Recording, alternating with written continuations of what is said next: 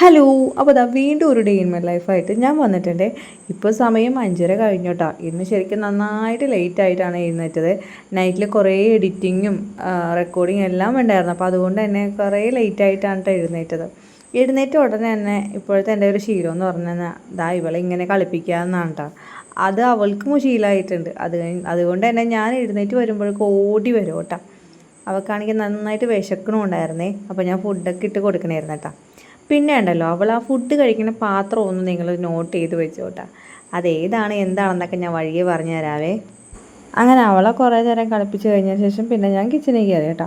കിച്ചണിൽ കുറച്ച് ബ്രേക്ക്ഫാസ്റ്റിനുള്ളതും ലഞ്ചിനുള്ളതൊക്കെ ഉണ്ടാക്കി കേട്ടോ. അപ്പം അമ്മയും വന്ന് തന്നെ ഹെൽപ്പ് ചെയ്തിട്ടാ. പിന്നെ കിച്ചണിലെ വീഡിയോസൊന്നും ഞാൻ അധികം ഷൂട്ട് ചെയ്തില്ല കേട്ടോ. അതിനുള്ള മെയിൻ റീസൺ എന്ന് പറഞ്ഞു കഴിഞ്ഞാൽ എൻ്റെ ട്രൈപോഡ് ഇപ്പോൾ കംപ്ലയിൻ്റ് ആയിട്ടിരിക്കുകയാണ്. അപ്പോൾ നമുക്കത് കറക്റ്റ് ആംഗിളിൽ വെച്ച് ഷൂട്ട് ചെയ്യാനായിട്ട് കുറച്ച് ബുദ്ധിമുട്ടുണ്ട് കേട്ടോ. അപ്പോൾ അതുകൊണ്ടാണ് സത്യത്തിൽ ശരിക്കും ഈ വ്ലോഗൊക്കെ എടുക്കാനായിട്ട് ഞാൻ മടിയണത് വേറെ ഒന്നുമല്ല, ഇത് കാരണം ഉണ്ടാവും.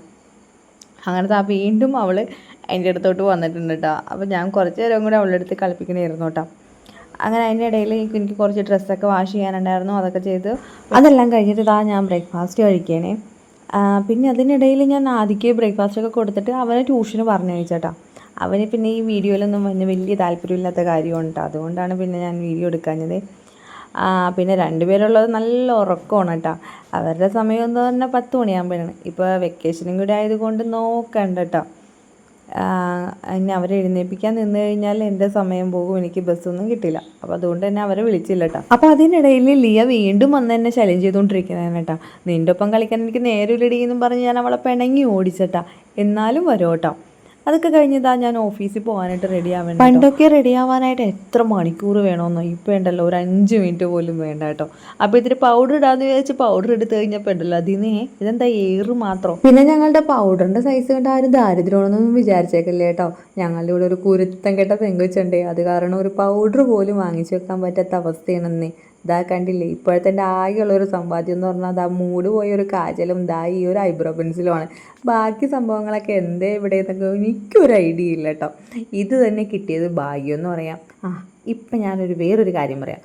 ഞാൻ ആ വീഡിയോൻ്റെ തുടക്കത്തിലെ ലിയക്കൊരു ഫുഡ് കൊടുക്കുന്ന പാത്രത്തിനെ പറ്റി ഞാൻ പറഞ്ഞില്ലേ, അതിൻ്റെ ബാക്കി പാർട്സാണ് കേട്ടോ എൻ്റെ കയ്യിലിരിക്കണത്.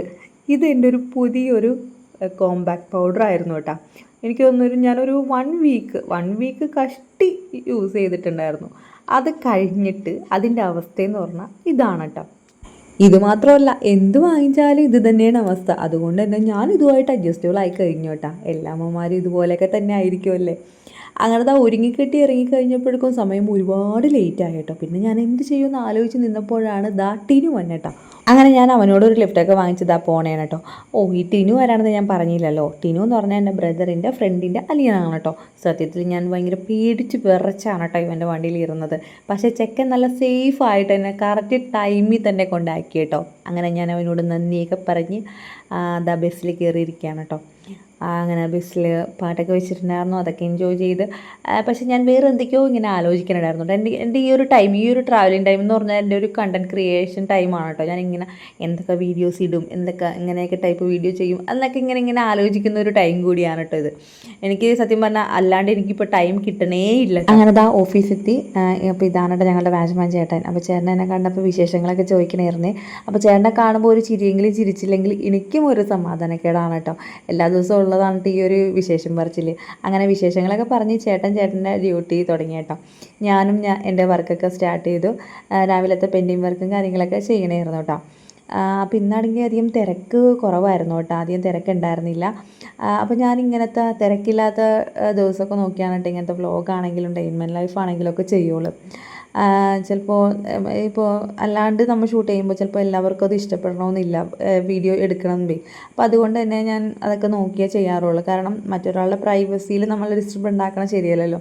കാരണം എനിക്ക് 1-2 അനുഭവങ്ങൾ അങ്ങനെ ഉണ്ടായിട്ടുണ്ട് കേട്ടോ. അപ്പോൾ ലഞ്ച് ബ്രേക്ക് ആയിട്ടുണ്ട് കേട്ടോ. അപ്പോൾ ഞാൻ ഫുഡ് കഴിക്കാൻ വന്നതാണ് കേട്ടോ. അപ്പോൾ ഞാൻ ഇപ്പോഴും ഓർത്തിട്ടുണ്ട്, ഇപ്പോൾ വ്ളോഗ് എടുക്കണ അന്ന് ഞാൻ ഒറ്റയ്ക്കായിരിക്കും കേട്ടോ ഫുഡ് കഴിക്കാനായിട്ട്. അപ്പോൾ ഒറ്റയ്ക്ക് ഇരുന്ന് ഞാൻ ഫുഡ് കഴിക്കാനുള്ളത് എനിക്ക് എന്നോട് തന്നെ പാവം തോന്നിപ്പോയി കേട്ടോ. അപ്പോൾ അതൊക്കെ കഴിഞ്ഞിട്ട് ഞാൻ വർക്ക് വീണ്ടും സ്റ്റാർട്ട് ചെയ്തിട്ടുണ്ട്. പിന്നെ അതിനിടയിൽ എനിക്ക് ഞങ്ങളുടെ തന്നെ അപ്പുറത്തെ ഓഫീസ് ഉണ്ട് കേട്ടോ. അപ്പോൾ അവിടെ ഒന്ന് പോകേണ്ടി വന്നു കേട്ടോ. അപ്പോൾ അവിടുത്തെ വർക്ക് ചെയ്യുന്ന ചേച്ചിമാരാണ് ഇത് ദീപ ചേച്ചി, മറ്റേത് ശരണി ചേച്ചിയാണ് കേട്ടോ. അപ്പം ഞാൻ അവരോട് പറയാതെയാണ് കേട്ടോ ഈ ഒരു വീഡിയോ എടുത്തത്. പകുതി എടുത്തതിന് ശേഷമാണ് കേട്ടോ ഞാൻ വീഡിയോ എടുക്കുകയാണെന്ന് അവരോട് പറഞ്ഞത്. അപ്പോഴുള്ള അവരുടെ എക്സ്പ്രഷനാണ് കേട്ടോ നിങ്ങളെ കാണുന്നത്. അയ്യോ വീഡിയോ എടുക്കല്ലേ എന്ന് ഇടയ്ക്കിടയ്ക്ക് ശരണി ചേച്ചി പറയാനുണ്ടായിരുന്നു കേട്ടോ. എന്നാലും എപ്പോഴും ഏറി പിടിച്ചിരിക്കുന്ന ശരണ ചേച്ചിയുടെ ദീപ ചേച്ചിയുടെ ഈ ചിരി കണ്ടു കഴിഞ്ഞപ്പോൾ സത്യം പറഞ്ഞാൽ അത് പകർത്താതിരിക്കാൻ കഴിഞ്ഞില്ല കേട്ടോ. അങ്ങനെ അവരോട് വിശേഷങ്ങളൊക്കെ പറഞ്ഞിട്ട് ഞാൻ ഇറങ്ങി കേട്ടോ. അങ്ങനെ ആ ബസ്സിൽ കയറി ചരിഞ്ഞും മറിഞ്ഞും വീഡിയോ ഷൂട്ട് ചെയ്യുന്ന സമയത്ത് അടുത്തിരിക്കുന്ന ചേച്ചിയുടെ ഭാഗം ഒരു നോട്ടോട്ടാ, ഈ കൊച്ചെന്തേ കാണിക്കണേ എന്നുള്ള രീതിയിൽ. പിന്നെ അധികം ഞാൻ വെറുപ്പിക്കാൻ നിന്നില്ല കേട്ടോ. അങ്ങനെ ആ ബസ് സ്റ്റോപ്പ് എത്തിയിട്ടുണ്ട്. അപ്പോൾ ബസ് സ്റ്റോപ്പ് എത്തിക്കഴിഞ്ഞപ്പോൾ അത് അച്ഛൻ അവിടെ നിൽക്കണം കേട്ടോ. അച്ഛൻ എൻ്റെ കയ്യിലേക്ക് 2 പൊതികൾ തന്നു കേട്ടോ. ഒരെണ്ണം ചന്ദനത്തിരിയായിരുന്നു, ഒരെണ്ണം പൊതി കണ്ടപ്പോൾ ഞാൻ വിചാരിച്ചു എന്തെങ്കിലും തിന്നാനായിരിക്കും എന്ന് വിചാരിച്ചു. പക്ഷേ തുറന്നു നോക്കിയപ്പോൾ 2 ബൾബായിരുന്നു കേട്ടോ. അങ്ങനെ അതും കൊണ്ട് താണ്ട വീട്ടിൽ ചെന്ന് കഴിഞ്ഞപ്പോഴേക്കും 2 പേര് സിറ്റ് ഔട്ടിൽ എന്നെ നോക്കിയിരിക്കുകയാണ് കേട്ടോ. അങ്ങനെ ലിയനെടുത്ത് കുറച്ച് നേരം ഞാൻ കളിപ്പിച്ചേട്ടോ. ഇപ്പോൾ ലിയ വന്നതിന് ശേഷം ലില്ലിക്ക് കുറച്ച് കുശുമ്പ് വന്നിട്ടുണ്ടോ എന്നൊരു സംശയമുണ്ട് കേട്ടോ. അവളെന്തോ വഴക്കിട്ട് നടക്കണ പോലെ എൻ്റെ നടത്തം മുഴുവനും. അപ്പോൾ അതൊക്കെ കഴിഞ്ഞ് ഞാനൊന്ന് ഫ്രഷ് ആയിട്ട് പിന്നെ വീണ്ടും കുക്കിങ്ങിന് കയറിയിട്ടുണ്ട് കേട്ടോ. അപ്പോൾ അമ്മ എല്ലാം ചെയ്തിട്ടുണ്ട്. പിന്നെ ഫിഷ് കറി വെച്ചിട്ടുണ്ടായിരുന്നില്ല കേട്ടോ. അപ്പോൾ അതൊന്ന് വെക്കാനായിട്ട് കയറിയതാണേ. അങ്ങനെ അതൊക്കെ കഴിഞ്ഞ് പിന്നെ പിള്ളേരുടെ ഒപ്പം കുറച്ച് നേരം കളിയും ചിരിയും തല്ലിപിടുത്തവും എല്ലാം വേണ്ട കേട്ടോ.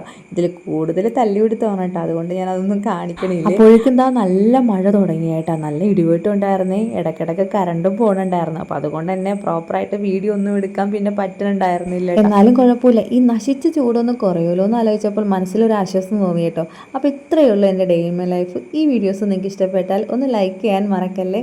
നെക്സ്റ്റ് നല്ല വീഡിയോസായിട്ട് ഞാൻ വീണ്ടും വരാം കേട്ടോ. അതുവരേക്കും ബൈ.